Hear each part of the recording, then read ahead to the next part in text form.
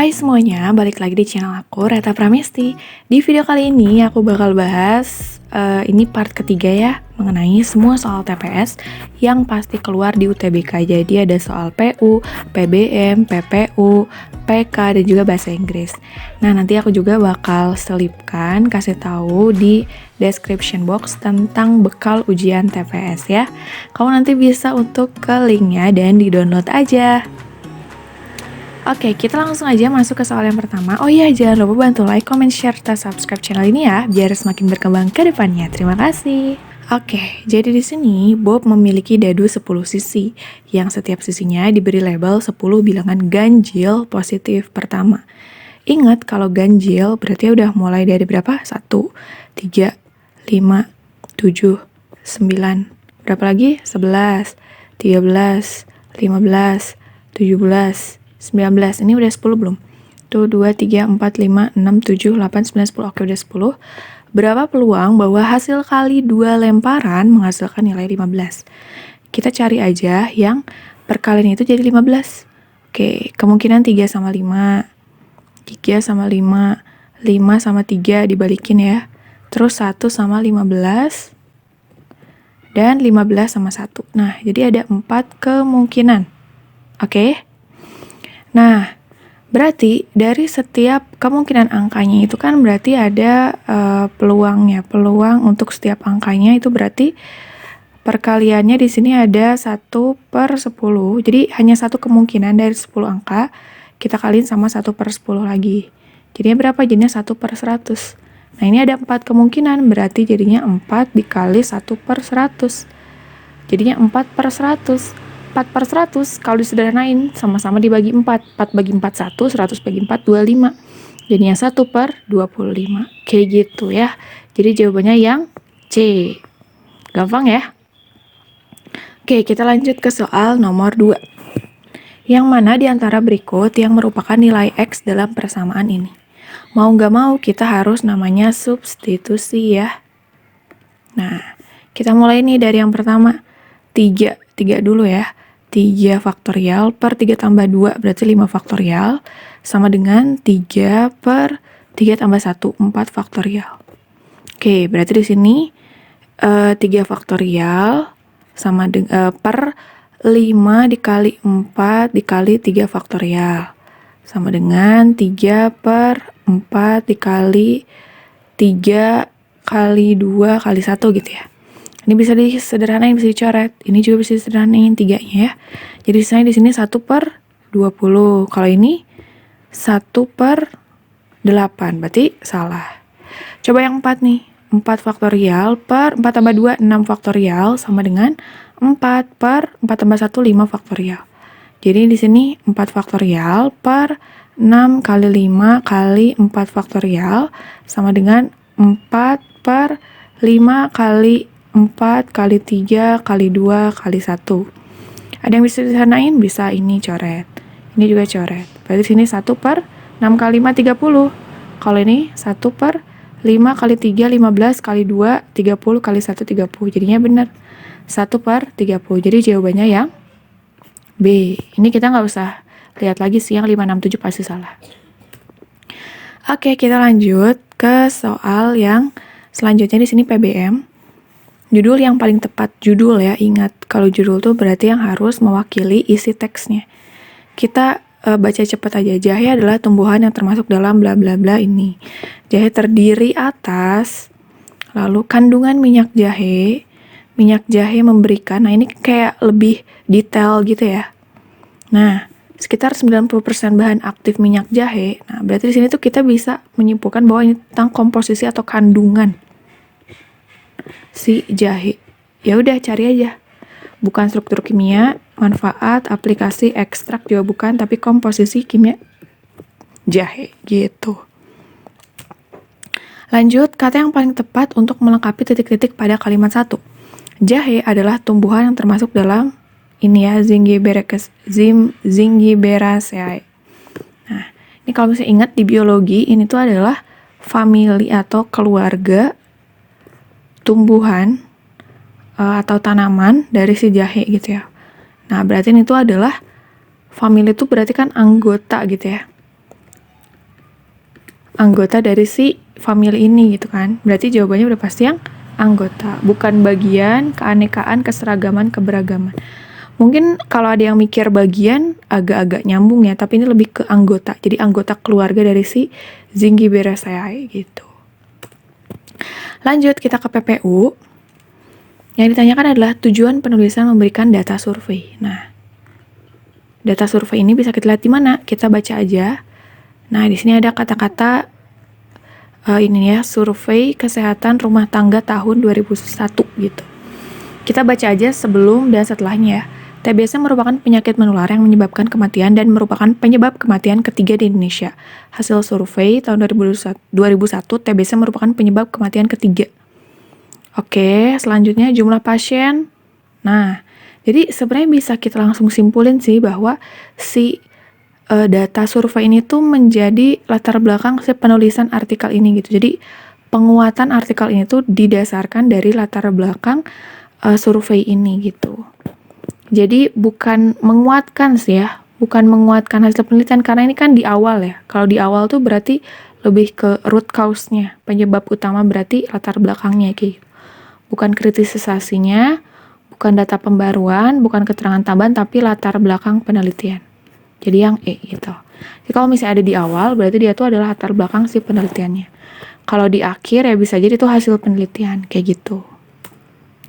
Lanjut, kalimat berikut yang memiliki kerangka penulisan teks. Berarti kita harus definisiin setiap kalimatnya. Tuberkulosis merupakan, berarti ini definisi gitu ya. Hasil survei, nah ini berarti surveinya. Jumlah pasien pertamanya, penyebab kematian sekitar 500.000 dengan kematian ini. Sampai saat ini di seluruh Indonesia program penanggulangan penyakit TBC masih jauh dari yang diharapkan, berarti penanggulangan. Terus di sini ada penyebab, penyelesaian program, penelitian ini bertujuan. Nah, oh ya, berarti di sini tuh ada hasil penelitian.